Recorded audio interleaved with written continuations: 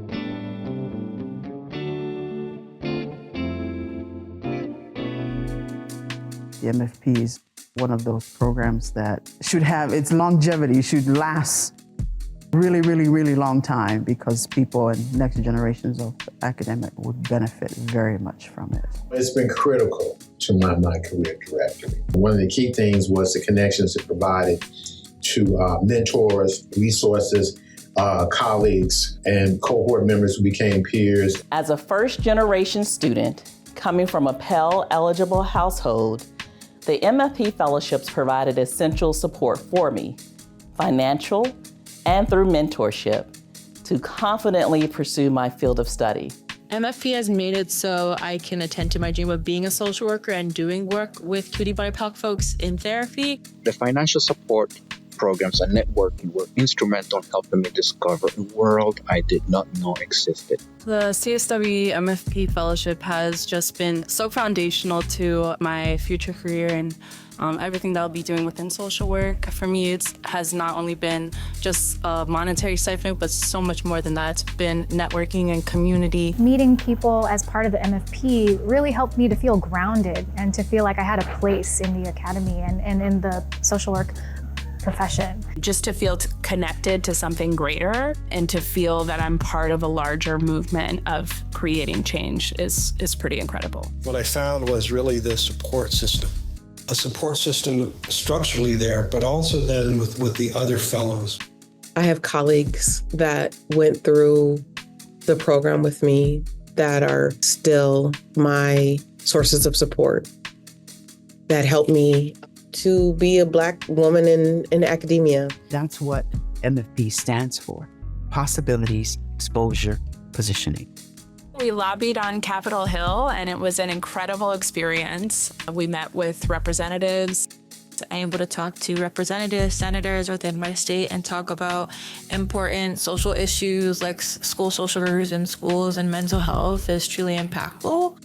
I got to blossom while on Capitol Hill speaking at Senator Van Hollen's office.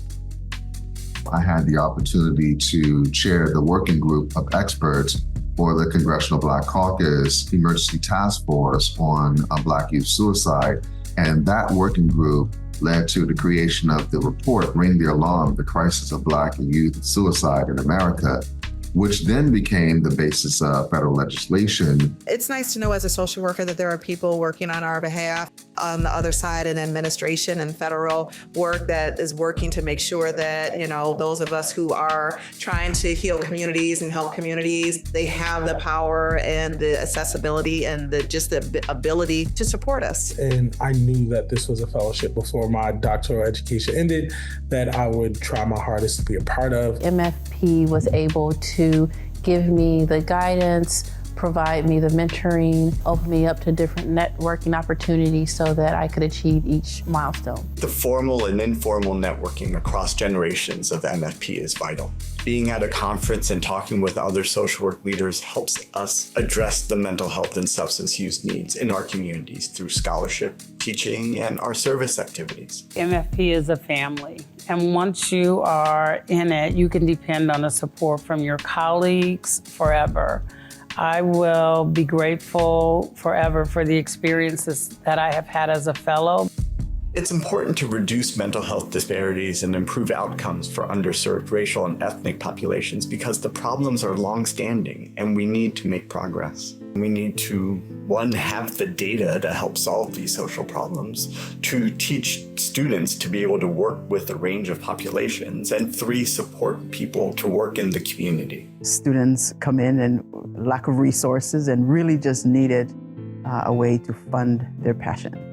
And I knew social work was what I was supposed to do, but it was difficult to try to follow something that you really love and not have the resources in terms of money and support. It is important to address and reduce health disparities for folks who have been historically and continue to be marginalized because we deserve to be here. And no form of historical or contemporary injustice or oppression deserves to take that from us. I realize that many communities of color, many ethnic or racial minority groups oftentimes have higher rates of diseases, physical health issues, mental health issues. That can be due to a myriad of things, systemic racism and oppression, lack of access to resources and opportunities. And so as a social worker, I want to be able to positively impact some of those issues. The Minority Fellowship Program began in the 70s through the work of Dr. Carl Scott and a group of other Black social workers who were vested in this whole process around finding funding and opportunities, research opportunities for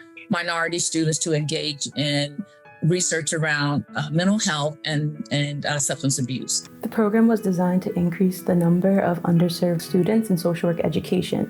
Over the years, there were 2 tracks. Initially, before that, when it first came about, there was only one track, and that was the mental health. Through the advocacy and the work of others over the years, MFP was able to add substance use as a focus of the program. I thought it was important to share a part of the history that maybe doesn't really get told. I think it's important that they understand the energy, the work, the coalition building, all of the things that happened for this program to come into existence.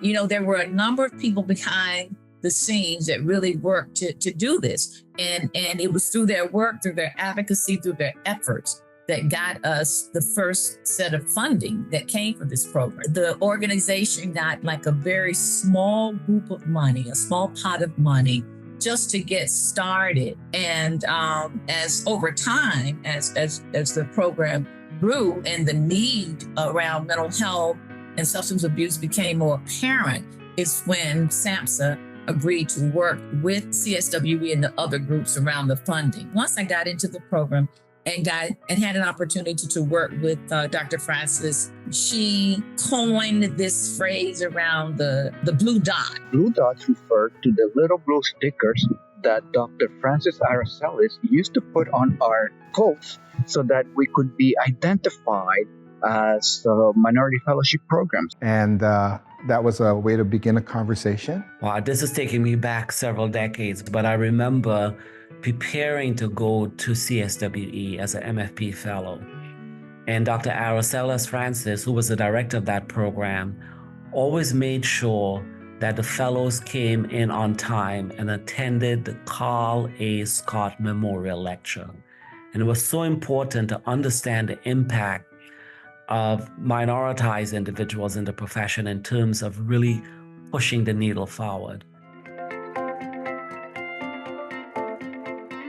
My plans and hopes on my future career in social work is to hopefully manage both working in academia and in private practice with the intent of helping kind of bring in the next generation of Black male clinicians through supervision. My goal is to definitely work with BIPOC families. I just really like bringing family therapy to the forefront just because I think it's like an intervention that's like so underutilized. We barely have the research for the autistic adults, and we definitely don't have it for the Hispanic autistic population. And so I'm really hoping to establish a kind of like baseline holistic care for autistic adults in South Florida. But I had aspirations to work on policy and supporting policies to support my communities and including the API community. So yeah, I think that I'm just going to be dedicating most of my time towards doing that work. For me, I hope to launch a research agenda that focuses broadly on the well-being of BIPOC folks.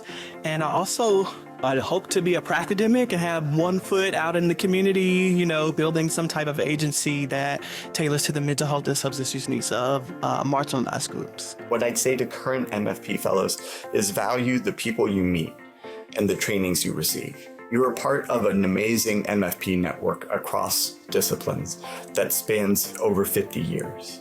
You are and will continue to make a difference in the world. I am just in awe that we're at 50 years. I'm excited about the future. I believe it's bright, and I hope MFP will be around another 50 years to continue to celebrate and prepare the next generation of practitioners and scholars that are going to have a positive impact. And I think that when I talk to this group, something that I learned, that I have seen consistently over the 25 years that I've been doing this, the work is important.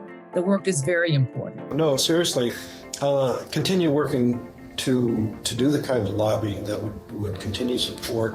And I think it's this generation of scholars who I think can have a huge impact on making that happen for another 50 years. I want to make sure the program continues into the future. It is important because we cannot reduce the disparities or increase the health literacy of people who are being underserved if we are not doing the research around these health outcomes. We need the innovation, and we need the other people, and we need us.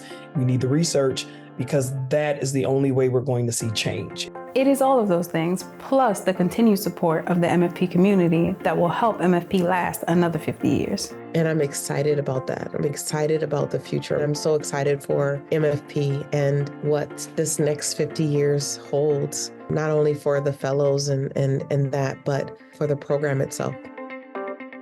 Happy 50th anniversary, MFP.